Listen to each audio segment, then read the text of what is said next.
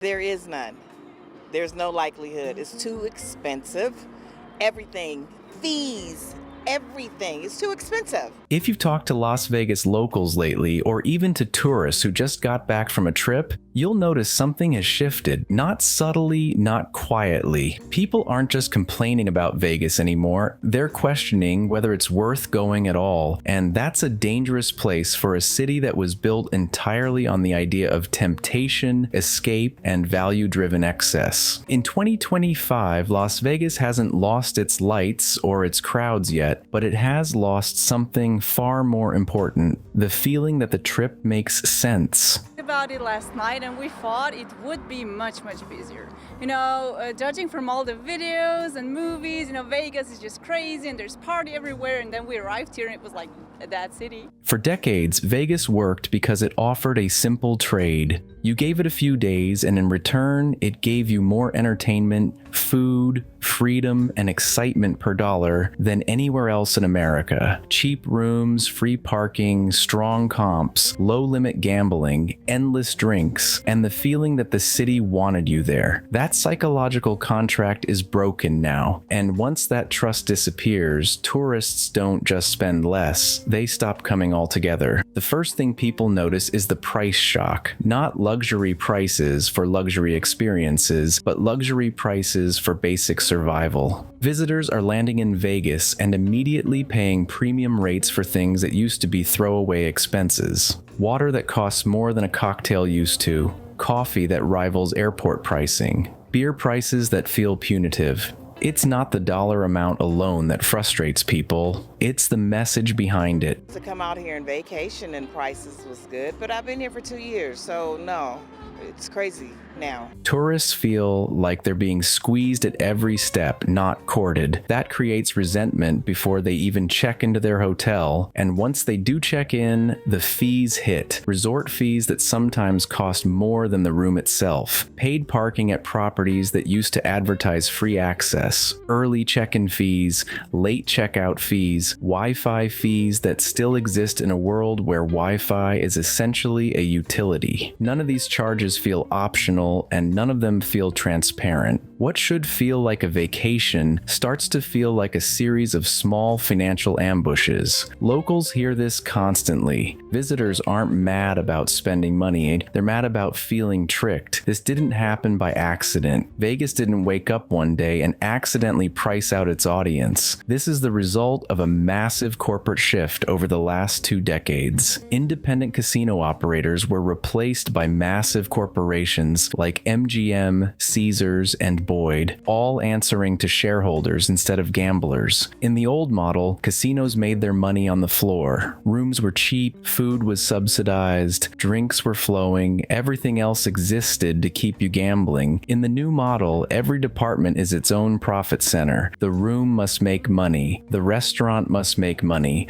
the bar must make money. The casino floor is no longer the sole engine, it's just another line item. The problem is that this model destroys the emotional appeal of Vegas. Gambling is supposed to feel like the risk, not the hotel bill. When people feel financially stressed before they even place a bet, they don't gamble more, they gamble less. Locals hear it from tourists constantly. People are walking through casinos, taking photos, maybe playing a few slots and leaving. The energy is different, the urgency is gone. The anything could happen feeling has been replaced by cautious budgeting. The experience itself has also declined in ways that compound the frustration. Longer lines for check-in, slower drink service, fewer staff on the floor, rooms that haven't been renovated but are priced like they have. Casinos feel understaffed and over-optimized, like spreadsheets replaced instinct. Visitors notice when service slips, especially when prices are higher than ever. It creates a disconnect that's hard to ignore. People don't mind paying more if they feel valued. They mind deeply when they feel ignored. There's also a psychological breaking point happening that locals are very aware of. Vegas used to be the place where you could turn your brain off. Now it's a place where tourists are constantly doing mental math. Every decision comes with a calculation. Can we afford another drink? Is this restaurant worth it? Should we walk or Uber?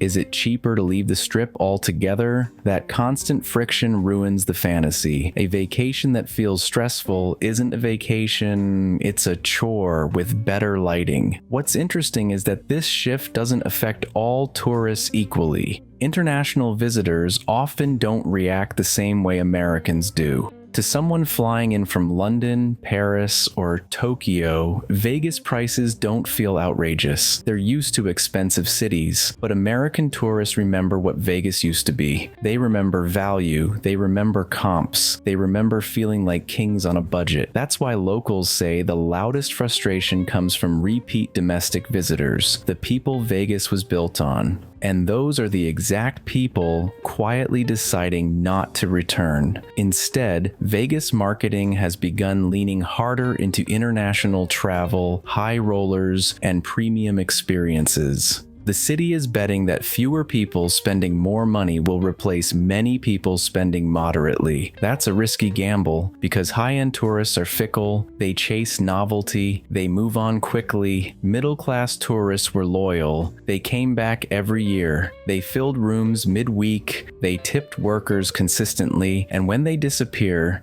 the damage isn't immediate. It's structural. Locals feel that damage first. Dealers see fewer tables open, servers notice smaller tips, housekeepers get hours cut, bartenders see slower nights outside of big events. Vegas workers live off volume, not exclusivity. When tourists tighten their wallets or stay home entirely, it ripples through the entire city. Locals aren't just complaining if they're worried, because when tourism softens, Vegas doesn't have a fallback economy. This city runs on visitors, always has. What's happening now is that tourists are voting with their wallets. They're choosing cheaper destinations, they're choosing regional casinos, they're choosing cruises, all-inclusive resorts, or cities where prices feel fairer. Vegas executives have quietly admitted they went too far on pricing, but the adjustments so far are cosmetic.